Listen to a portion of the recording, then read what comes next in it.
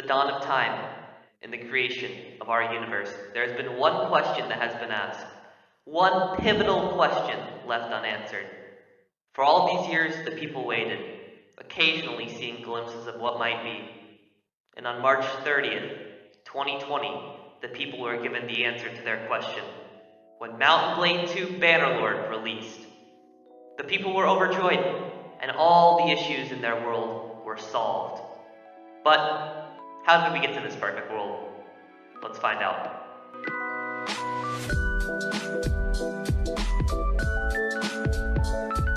To understand Bannerlord and why it had so much hype around it, we must first go back to a more simple time.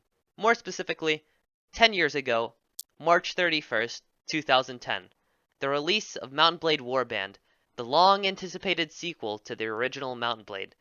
The game came out to groups of fans embracing it and critics neglecting it.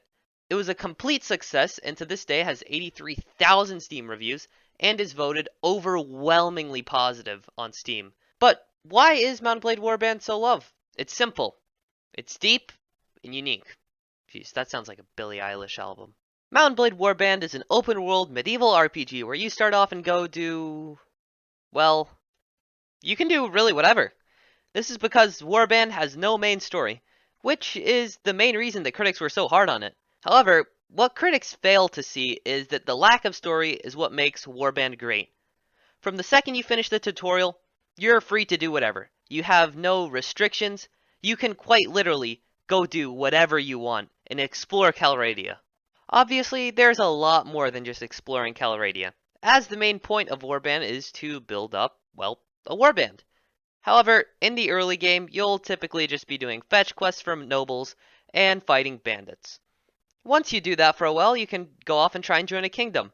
From there, you'll fight other kingdoms, raid villages, lay siege to castles, as well as substantially build your party size. From there, you can either further progress through the ranks, or you can try and start up your own kingdom. Now, I know that sounds boring, but believe me, it's not. And that's because of how Mount and Blade works. The game has a renown and influence system which changes how specific people view you. You also have specific relation with specific nobles, which changes how they treat you. Every choice you make affects something. Decide to set a noble free after you defeat him? He may love you, he may want to be your friend, or he might try and kill you later because he's pissed off at you. You'll also have a system called Right to Rule, which influences your personal kingdom if you ever decide to make one. The way that you get up your right to rule is by having high influence and high renown. If you have low influence and low renown and you try and start a kingdom, well, none of the nobles are going to respect you and they'll immediately declare war on your kingdom and completely destroy it. Another thing that caused people to fall in love with Warband was the fully dynamic world. The map will always start out the same, but from the moment you set foot in Calradia, it will begin to change. As factions go to war, take castles and cities from each other, the map will change. Empires will expand, empires may shrink, or even become non-existent. Hell, you don't even actually have to do anything in the game and it will still change. The player doesn't have to have any input on the borders and they'll still change. Alongside with the fully dynamic political system, there is also a fully dynamic economic system, which is based on supply and demand. So prices will rise and fall in different places, allowing traders to make easy profit. Warband has a wide range of difficulty settings. You can change the amount of damage done to the player, the difficulty of battles, and so much more. But we can concur that there are two difficulty settings, no matter if you are an easy, medium, or hard. You can either Iron Man, or you can save scum.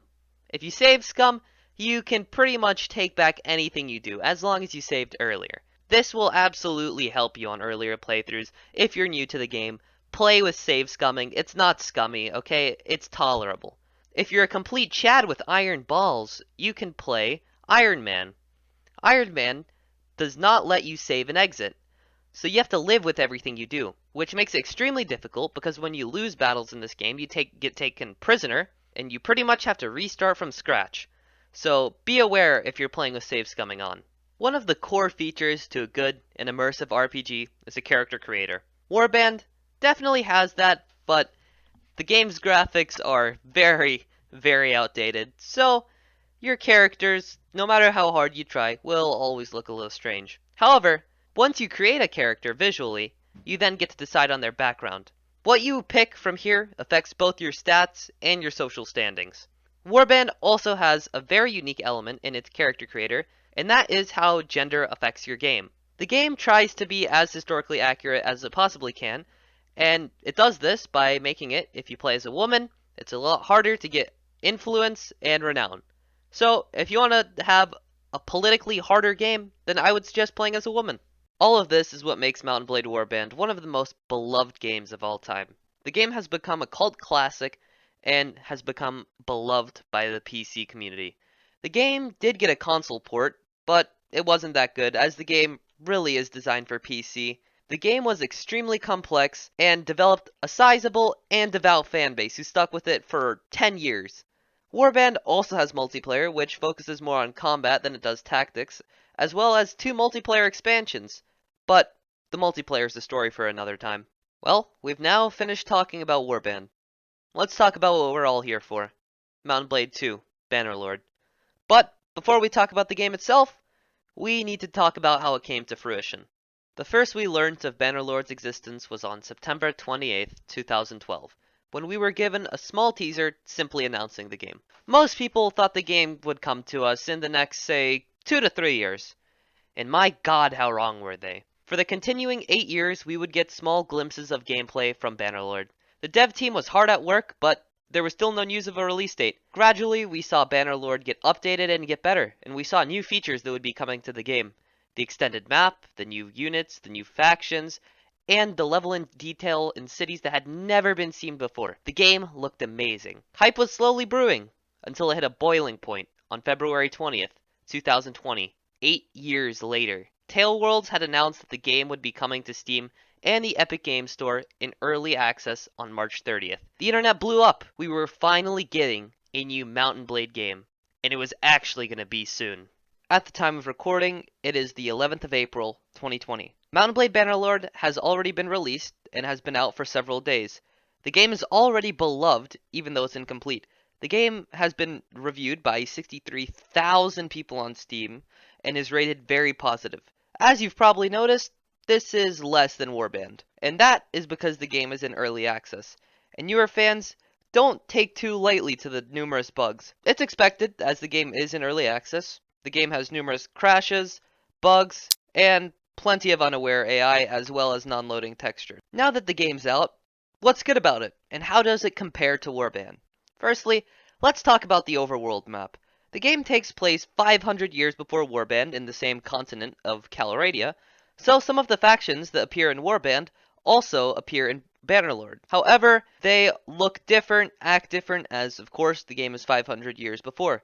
Like the Valadians, who are actually the Swadians from Warband, or the Sturgians, who are the Nords from Warband. The game's actual map area has also been expanded by about 4 times now, and there are so many more towns and so many more cities to explore.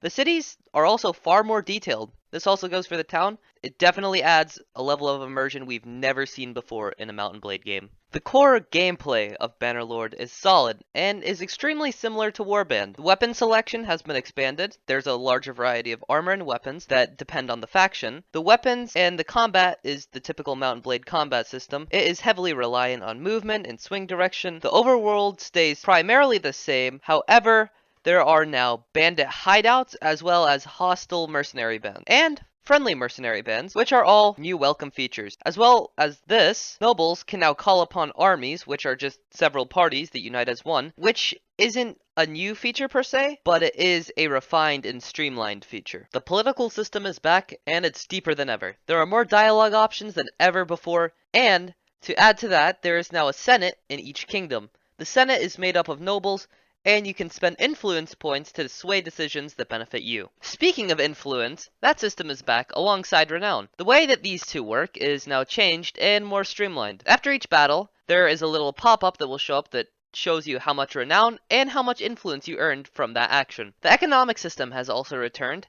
and is also streamlined. When you go to purchase a tradable good, you will see where you can buy it cheaper, or if there's a place where you can sell it for more. This makes it very easy to be able to trade and make an easy profit. What would be a Mount & Blade game without a character creator? Unlike the other Mount & Blade games, Bannerlord's characters actually look good and realistic, as opposed to the other games. The character creator is great and lets you make your character look like whatever you want. Gender still has a big role in the game, but they've changed the system so that way some kingdoms are more tolerant to other genders, more specifically females. However, some kingdoms are still strict and are a patriarchy. That gives the kingdoms a lot more personality and a lot more uniqueness to them. All of this is what makes up Mount and Blade Bannerlord as a great game. But that's only the tip of the iceberg. There is so much more we could talk about, but we'd be here all day. I could talk about the multiplayer, I could talk about other mechanics, but that's a video for another time.